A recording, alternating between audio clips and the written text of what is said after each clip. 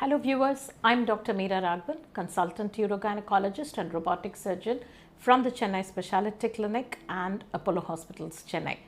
Today, I'm going to share with you all and everything about cervical cancer. Cervical cancer is a leading cancer which causes significant mortality among women, next only to breast cancer.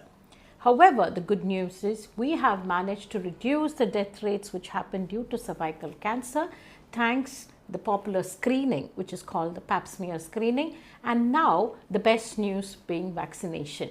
So cervical cancer is not all that bad. It can be prevented, it can be diagnosed early, it can be screened, it can make a difference if you find things early and institute curative measures to completely eradicate cervical cancer. So January being the Cervical Cancer Awareness Month, it is our duty as healthcare practitioners to share with you all everything you need to know about this particular illness and how we can prevent not only us but our future generations and our daughters and granddaughters from the same. So let's move on to knowing more about cervical cancer. Cervical cancer is actually the cancer due to abnormal increase in the number of cells which is found in the neck of the womb, which is called the cervix. This is easily accessible and we can inspect the cervix by a clear examination called speculum examination, which your gynecologist will do to find out if it's healthy or abnormal. Any changes being redness, being sore, ulceration, any growth, any friability, any bleeding, any abnormal discharge, any abnormal discoloration can easily be inspected and can be tested to see if there is any abnormality in the cells which line the cervix. Now, there are two types of cancer which can affect the cervix. One is what we call a squamous cell carcinoma due to the top lining, which can become a cancer, or the gland lining, what we call glandular carcinoma, which is a pretty rare one. Most of the patients do suffer from squamous cell carcinoma, which we popularly call as carcinoma cervix or cervical cancer. This is predominantly caused by a particular virus called human papilloma virus, or the HPV for short. The HPV causes significant infection in the cervix as well as the genital area and can be the cause for viral warts as well as cervical cancer. It can affect men and women alike, and women generally predispose themselves to development of warts or cervical cancer. 85% of the adults can be immune to the HPV vaccine, HPV infection, because they've had it or have been exposed to it. It is not necessarily just sexual intercourse will cause this particular infection. Any kind of intimate relationship and can be transmitted through bodily touch or body fluids as well. So it is predominantly seen in adolescent and adults by the time they reach early adulthood. Now, we have vaccine to prevent this kind of transmission and thereby protecting them from the deleterious effects of HPV infection.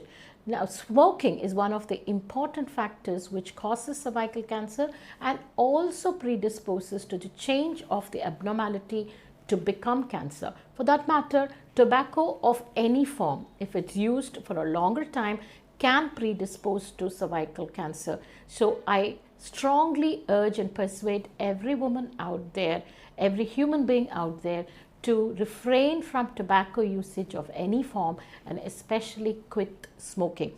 Even if you've been a chronic tobacco user, even 2 to 3 years of being tobacco free will reverse your chances or risks of developing any cancer of any form anywhere in the body. That is the most important message I would like to share here. Very early age at marriage, multiple sexual partners are all risk factors for cervical cancer. So avoiding these risk factors is very, very important. Anybody with a transplant, anybody with a HIV infection or taking any immunosuppressive medications should have the vaccine and be regularly screened for any cervical changes by a pap smear so that they can be detected early and corrective measures can be instituted. So I'm going to now talk about pap smear. What is pap smear? It's a very simple test which your gynecologist will take from the dead cells which cover the cervix, and it can be examined at the under the microscope. It will tell us whether it is completely normal or whether there are any changes. The changes could be due to an infection, even a fungal infection or a bacterial infection. The changes could be due to the human papilloma viral infection, or it could become precancerous, or we can even detect cancer of any stage. Generally, if we detect cancer in the first 2 stages, we can definitely effectively cure the cancer. Anything beyond stage 3 has not got that good prognosis, and the survival rate beyond 5 years for a cancer stage 4 generally drops to less than 5 to 20%.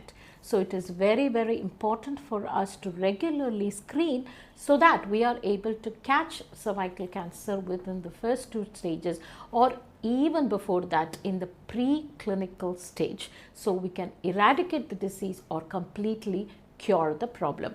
The pap smear is to be done every 3 years, and if we do the HPV testing alongside that, we can, and if it's negative, we can do it every 5 years. So who all should be having pap smear?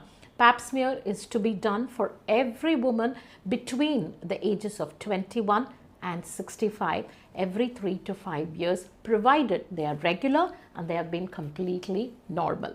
Anybody without a uterus does not need pap smear unless it has been done for an abnormality in the cervix in the first place, for which your gynecologist will advise accordingly, and you should be regularly seeing your gynecologist.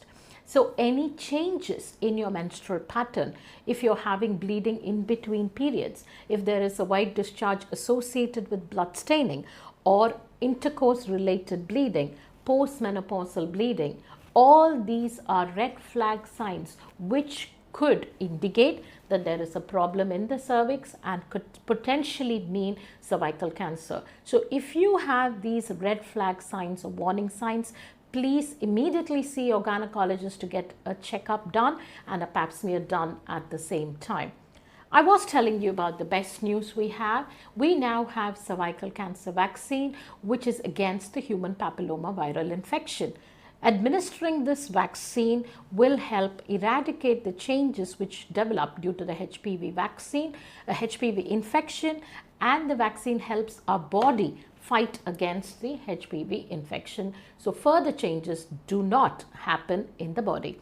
Now the HPV virus goes and attaches itself inside the DNA of our cells and causes changes, which is why it becomes cancer later on.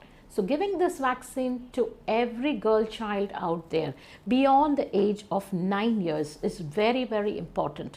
Normally, we vaccinate the children between 9 and 15 in 2 doses, 1 dose now and the second dose in 6 months, and this offers 99% protection against cervical cancer for lifelong.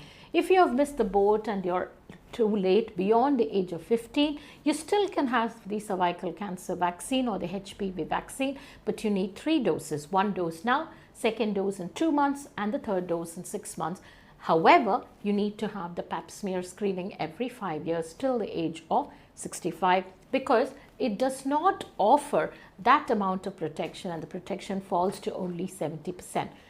The good news is cervical cancer vaccine, or the HPV vaccine as I should call it, also prevents against other type of cancers like anorectal cancer, cancers in the pharynx and the oral cavity, also cancers in the esophagus, cancers around the genital area, the vulva, as well as in men for penile cancer. So boys are also recommended this vaccine from the age of 9 years in the same 2 doses, 1 dose now and the second dose at 6 months.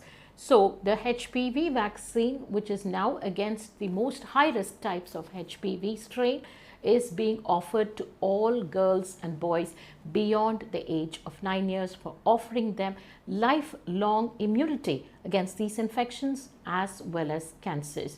I hope you found this video useful, and it's all about awareness, screening and prevention of this deadly cancer, meaning cervical cancer. Thank you. Super.